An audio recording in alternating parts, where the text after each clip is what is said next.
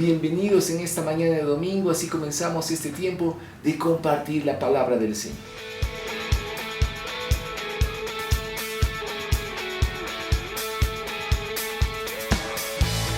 Amén, muchas bendiciones a todas y a todos en esta mañana. El Señor los bendiga grandemente. Tengo el privilegio de compartir la palabra del Señor. Así que vamos a ir a las Escrituras. Vamos a hablar de un tema sumamente importante. Amén. Mateo capítulo 9, del versículo 9 en adelante, dice así: Cuando Jesús se fue de allí, vio a un hombre llamado Mateo, sentado en la oficina de los tributos, y le dijo: sígueme, y levantándose le siguió.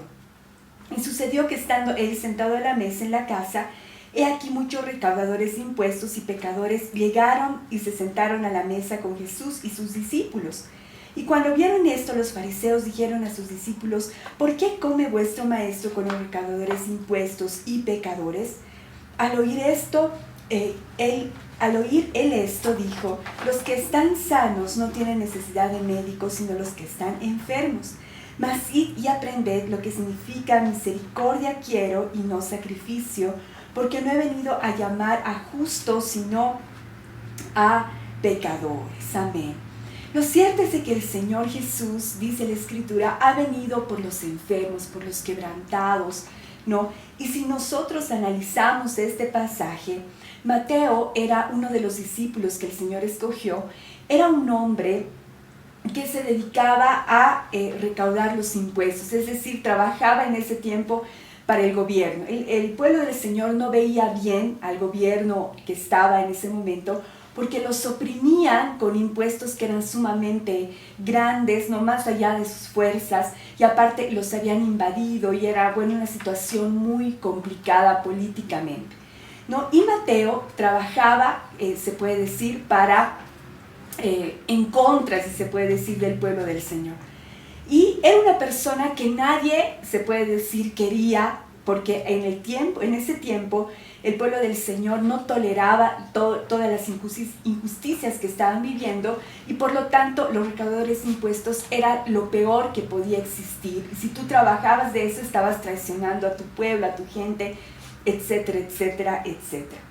Pero acá vemos que el Señor Jesús se fija en él, en la persona que nadie quería. Amén.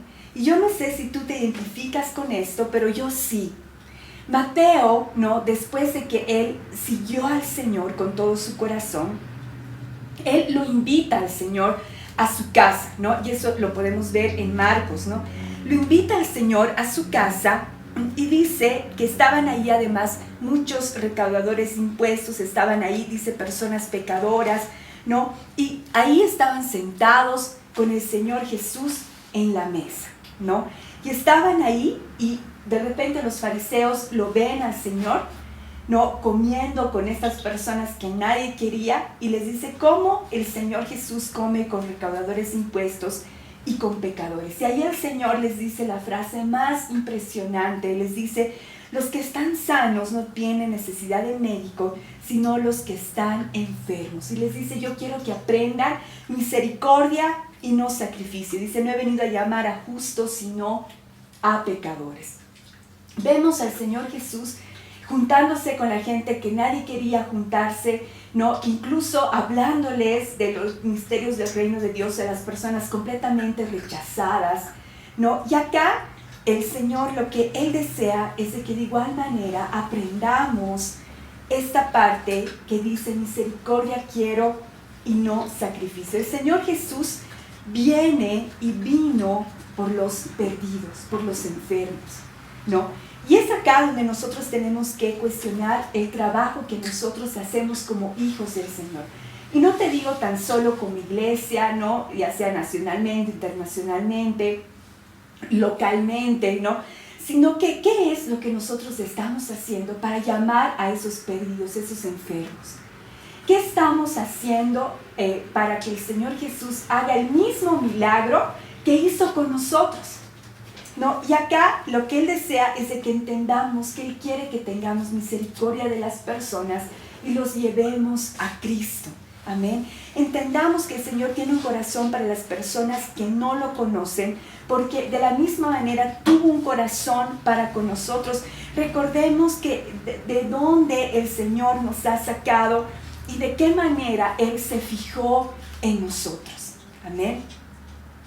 En Lucas 10:30 hay una historia sumamente impresionante que dice: respondiendo Jesús dijo, un hombre descendía a Jerusalén, a Jericó, y cayó en manos de ladrones, los cuales le despojaron e hiriéndole se fueron, dejándole medio muerto. Aconteció que después un sacerdote por aquel camino, y viéndole, pasó de largo. Asimismo un levita, llegando cerca de aquel lugar y viéndole, pasó de largo. Pero un samaritano que iba de camino vino cerca de él, y viéndole fue movido a misericordia. Y acercándose, vendó sus heridas, echándole aceite y vino, y poniéndole su cabalgadura, lo llevó al mesón y cuidó de él. Otro día al partir sacó 2 denarios y los dio al mesonero, y le dijo: cuídamele, y todo lo que gastes de más, yo te lo pagaré cuando regrese. ¿Quién pues de estos 3 te parece que fue el prójimo del que cayó en manos de los ladrones? Él dijo: el que usó de misericordia con él.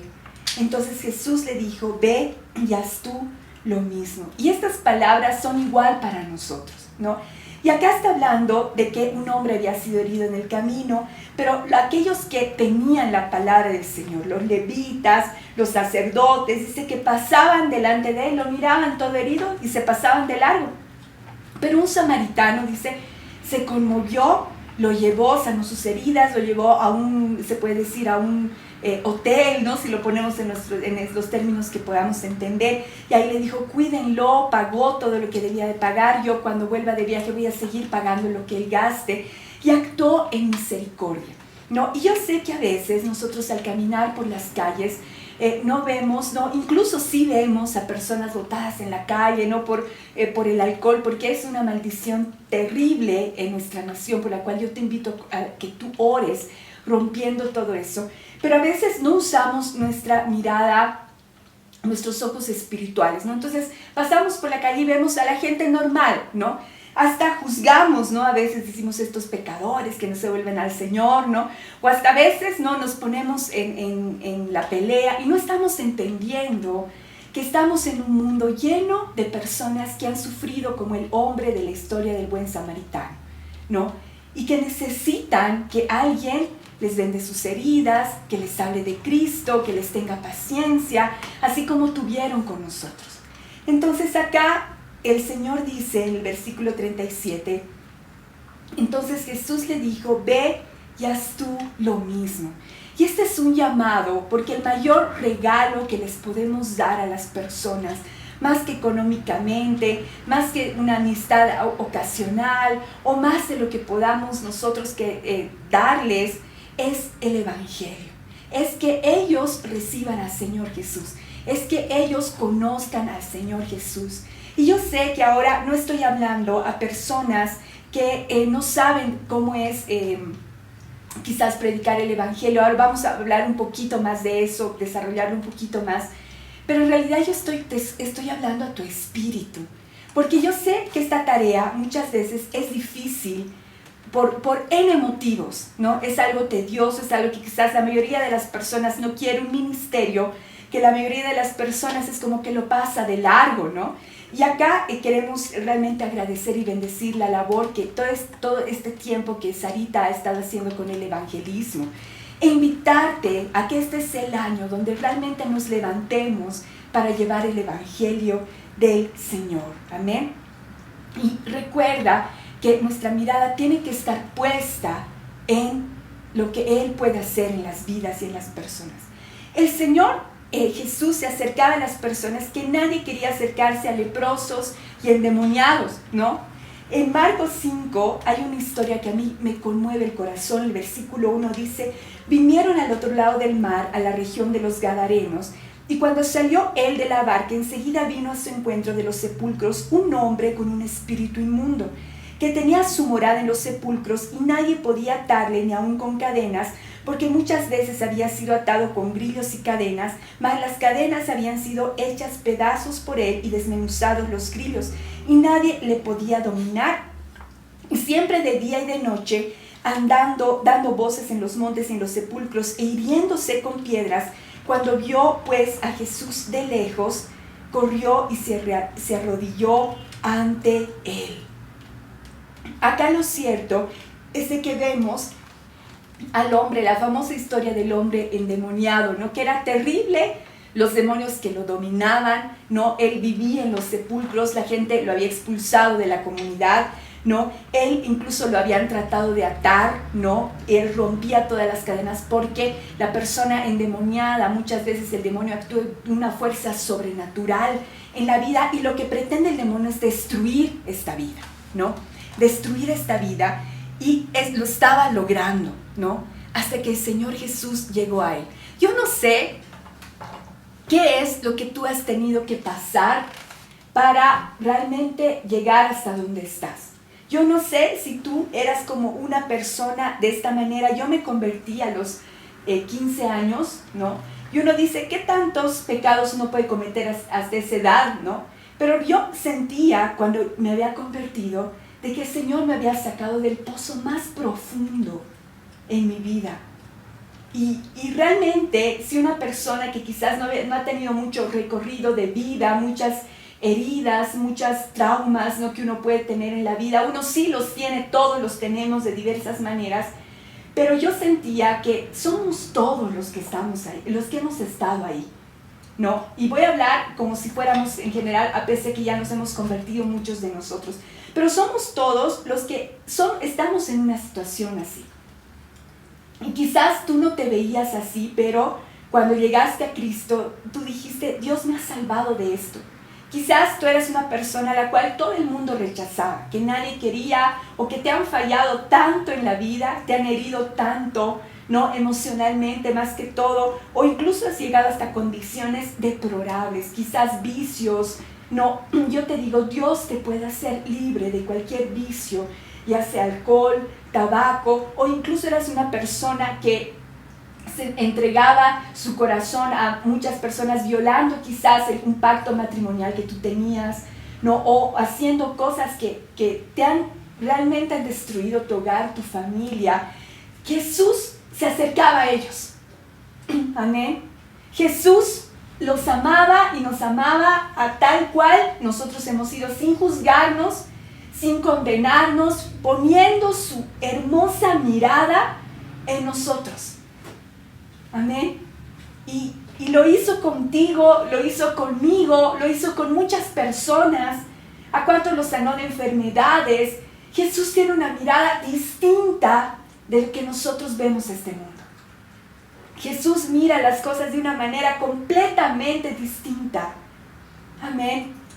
Pero acá realmente vemos que nosotros no tenemos esa mirada, esa compasión, esa misericordia muchas veces con el perdido.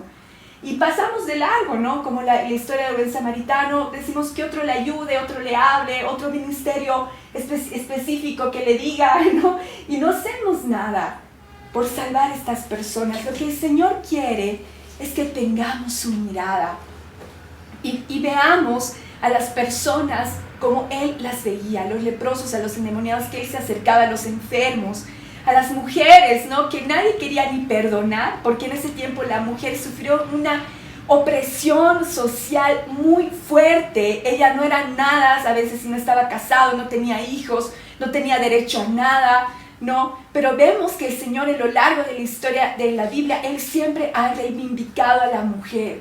Empezando del tiempo de Moisés, que había un hombre que solo tuvo hijas, ¿no?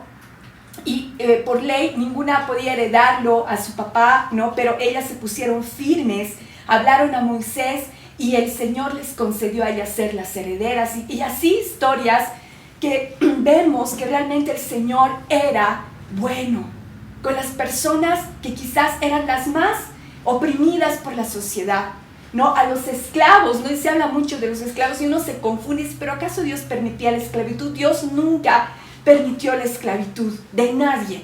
Él realmente lo veía como algo abominable, pero Él tenía misericordia. E incluso fue tanto así que Él realmente, ¿no?, usó a muchas personas a lo largo de la historia para abolir por completo todo esto. Realmente lo que el Señor hizo con nosotros, quiere hacerlo con muchas personas más. Amén. El Señor quiere que aprendamos a tener misericordia de las personas y hablarles de Él. Ahora vamos a hablar de 2 puntos, ¿no? Uno, ¿qué es tener misericordia y qué significa el hablarles acerca de Cristo? El tener misericordia de las personas, debemos de tomar en cuenta que las personas a nuestro alrededor no conocen al Señor, ¿no? A veces esperamos que los no cristianos actúen y reaccionen como cristianos, ¿no? Y nos enojamos y decimos, no, y ya no queremos tratar con nadie, no queremos ser luz, ¿no?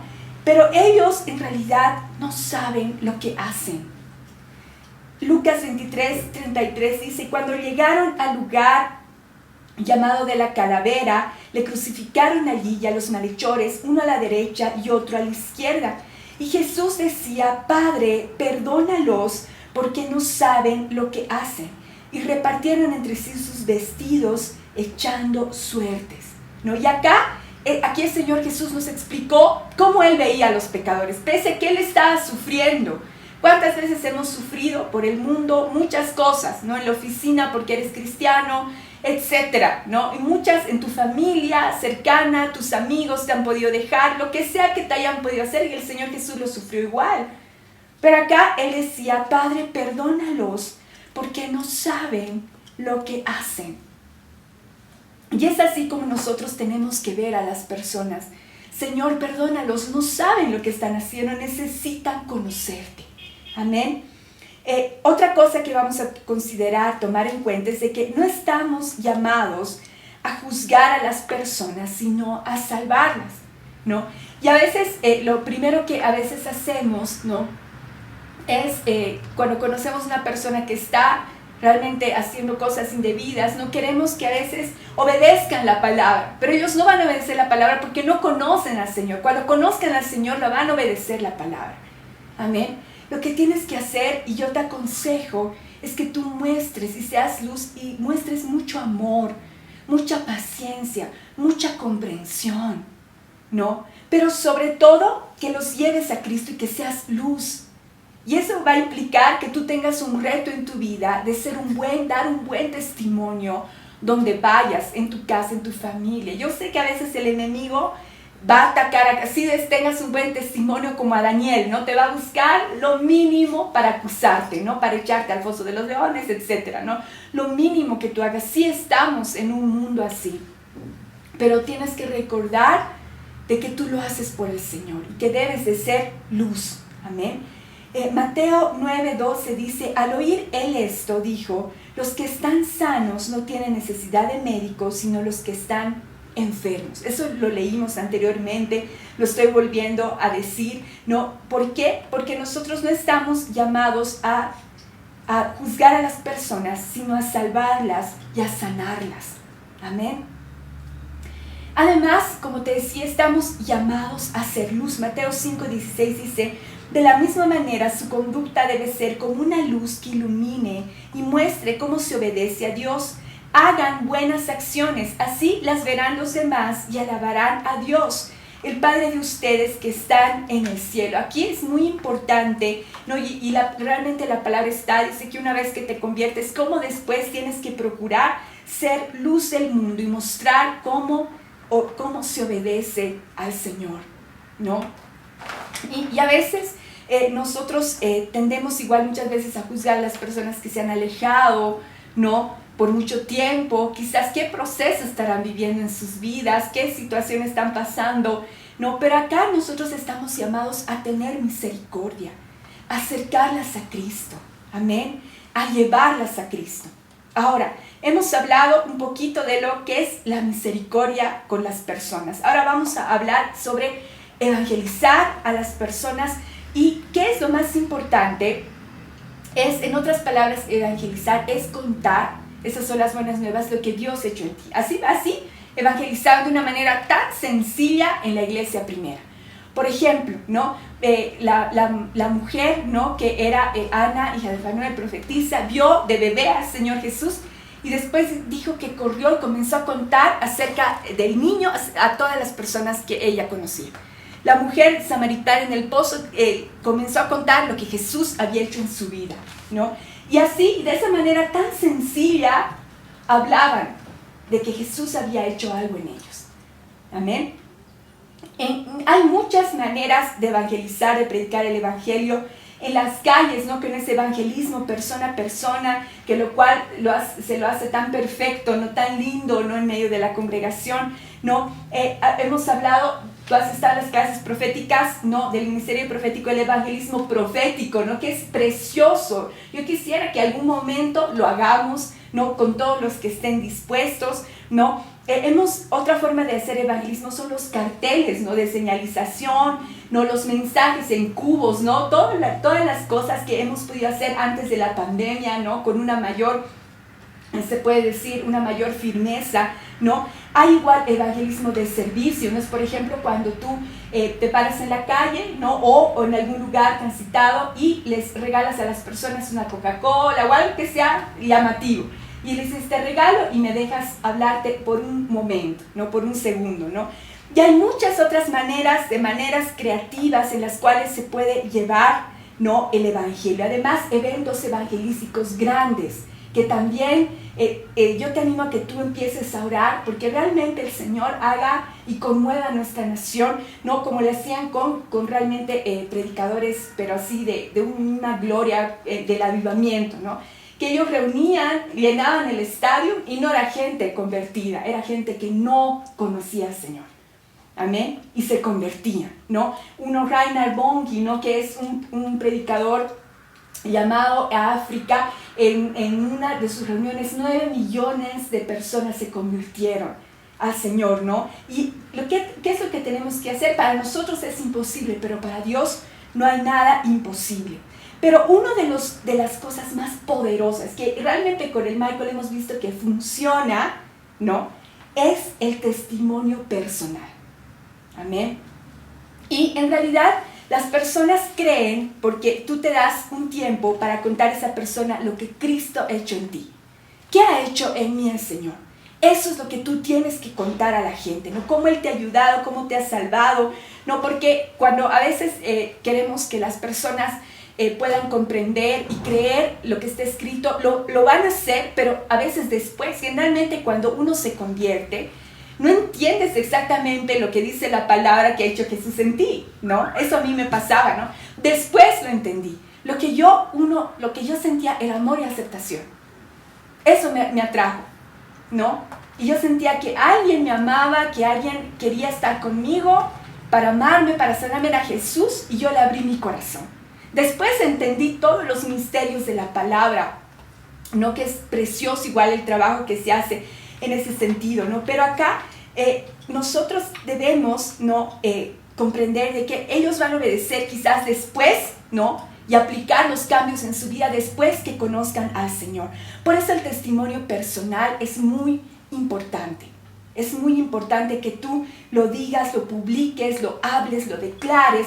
Y uno de los ejemplos es Pablo. Miren cómo delante de un rey, Agripa, estaba hablando acerca de una persona completamente, ni siquiera tenía ningún fundamento porque él no era judío, ¿no? Pero una persona completamente alejada del Señor le habló y le dijo, Hechos 26:13 dice, pero en el camino, gran rey Agripa, cuando eran las 12 del día, vio una luz muy fuerte que brilló alrededor de todos los que íbamos. Todos caímos al suelo, luego oí una voz que venía del cielo y que me dijo en arameo, Saulo, Saulo, ¿por qué me persigues? Solo los tontos pelean contra mí. Qué buena, ¿no? Esta versión. 15, entonces respondí, ¿quién eres, Señor? Él me contestó, yo soy Jesús, es a mí a quien estás persiguiendo.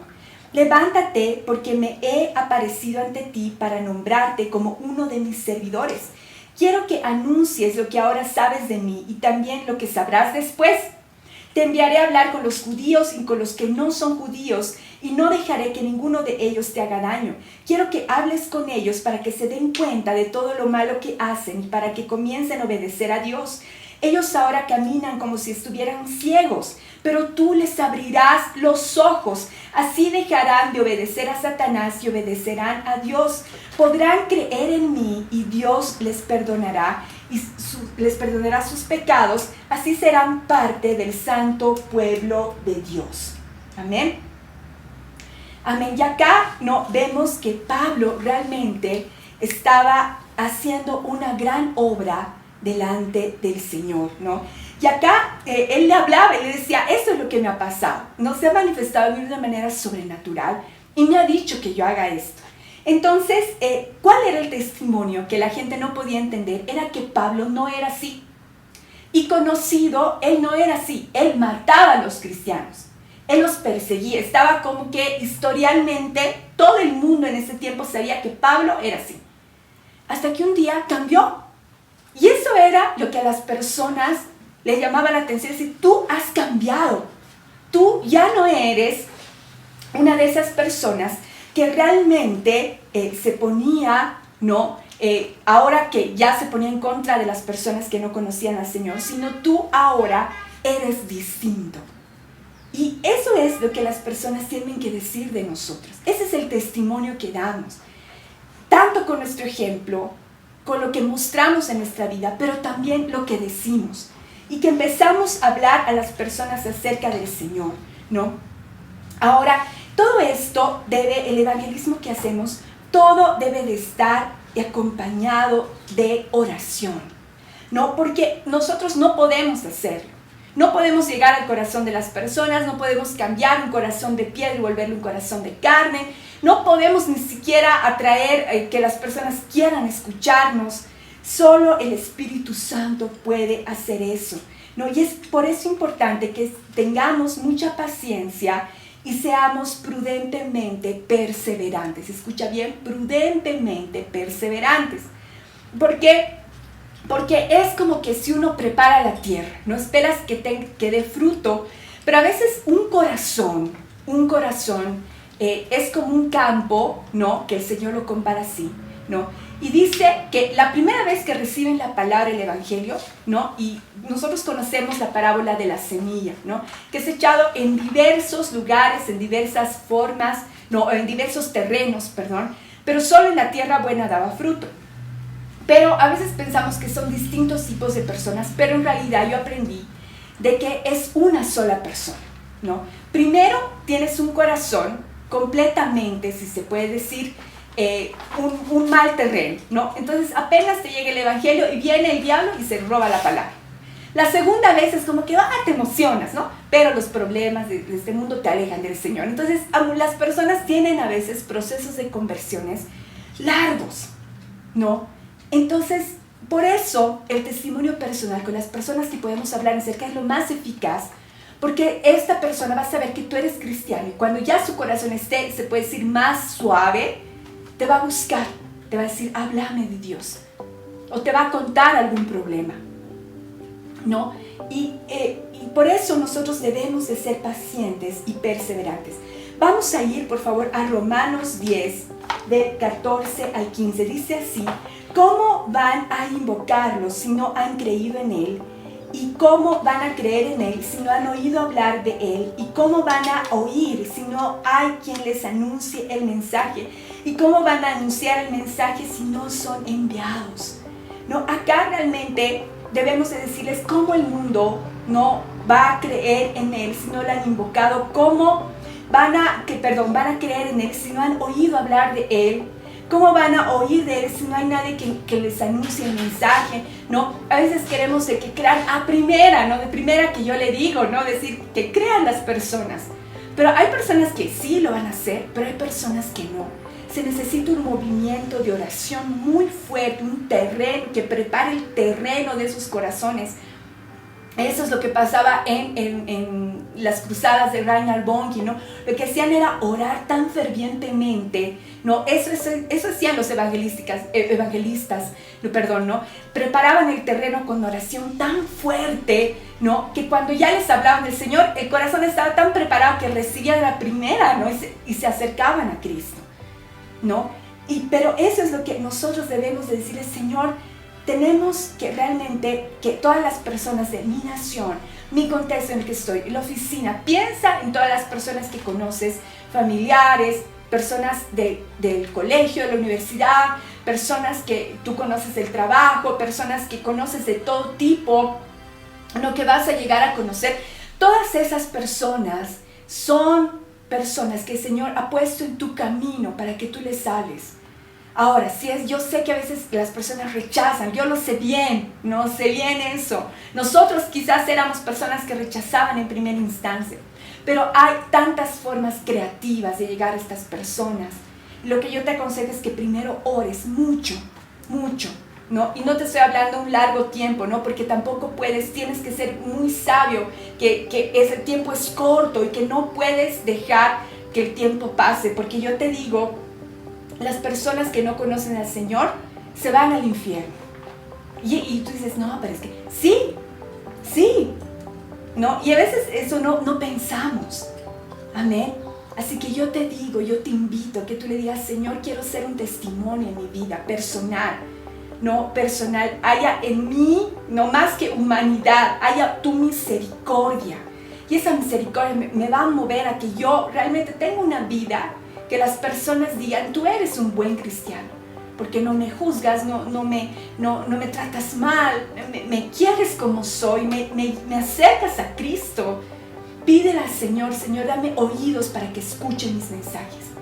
Dame personas que yo pueda alcanzar. Si tú oras de esa manera, Dios te va a dar. Amén. Y te aseguro, porque nosotros lo hacemos con el Michael siempre. Y siempre hay una persona a la cual estamos evangelizando de manera personal. Y yo le agradezco al Señor. Ni bien termina una, el Señor nos envía otra. No todas se quedan, a veces algunas viajan en larga distancia, ahora que estamos con esto de larga distancia, ¿no? Pero realmente nos ponemos felices porque le hemos hablado acerca del Señor. Ahora voy a leer algunas frases memorables y con esto quiero que realmente tu espíritu arda y vamos a orar para ya terminar. George Otis Jr. decía, no podemos esperar que la gente sea conmovida por un mensaje que no nos haya conmovido primero. Tómalo en cuenta. Perdón la pronunciación, no sé si lo estoy haciendo de una manera correcta, pero por favor lee lo que él decía. Si Dios es Dios y murió por mí, entonces ningún sacrificio que yo hago por Él es demasiado. No tiene que costarnos evangelizar. Amén. Él igual decía, algunos prefieren vivir al lado del sonar de la campana de la iglesia. Yo preferiría vivir trabajando en una tienda de rescate de almas a 1 metro del infierno. ¡Wow! ¿No? Es decir, yo prefiero estar ahí en el campo, ¿no? Jalando a las personas al Señor. James Coggy dijo algo parecido. Oh, arder por Dios, todo por y para Él, solo Jesús, almas. Que Dios me ayude, pues estoy decidido a ser un ganador de almas. John Smith, un inglés ganador de almas, dijo, soy un hombre con el corazón roto, no por mí sino por el prójimo. Dios me ha dado tal visión del valor de las preciosas almas que no podría vivir si las almas no son salvadas. Dadme almas o me muero, decía. Whitfield oraba, oh Señor, dame almas o llévate la mía. John Hyde, tan poderosamente usado para salvación y avivamiento en la India como el apóstol de la intercesión, clamaba, Padre, dame estas almas o me muero.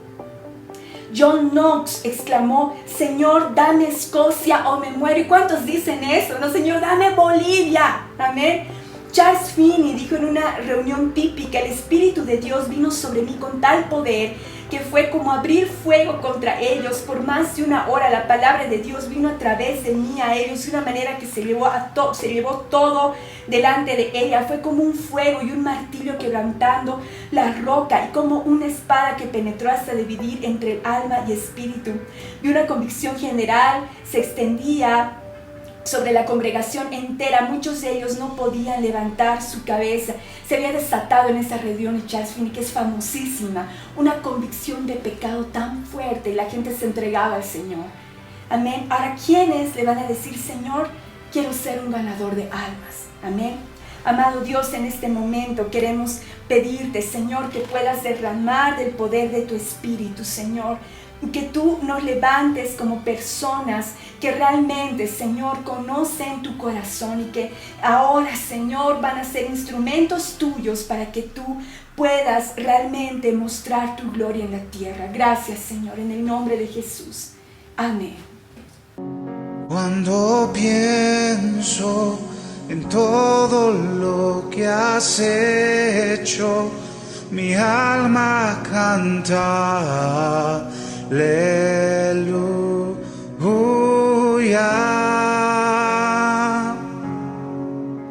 Tú me asombras con tus maravillas,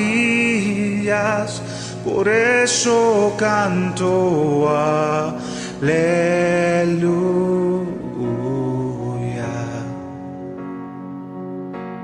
Yo no temeré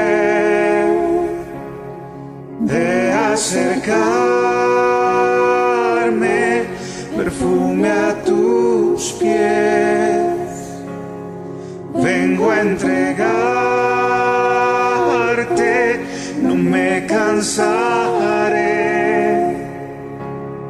de enamorarte y tuyo seré, ahora y por siempre.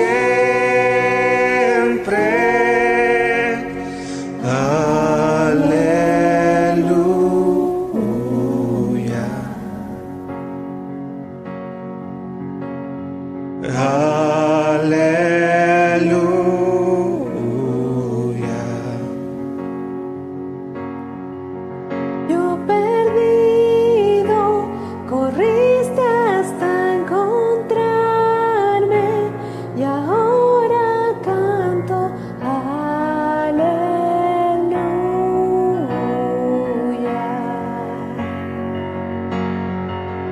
Ni la muerte podrá silenciarme, mi canto es siempre aleluya. Yo no Temeré de acercarme, perfume a tus pies. Vengo a entregarte, no me cansaré de enamorarte y tuyo seré, ahora y por siempre.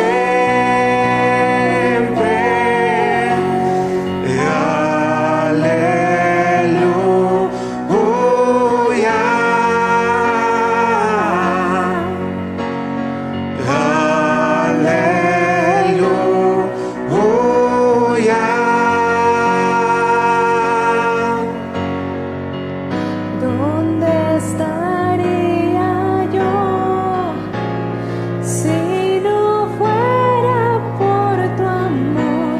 Por siempre es tu misericordia.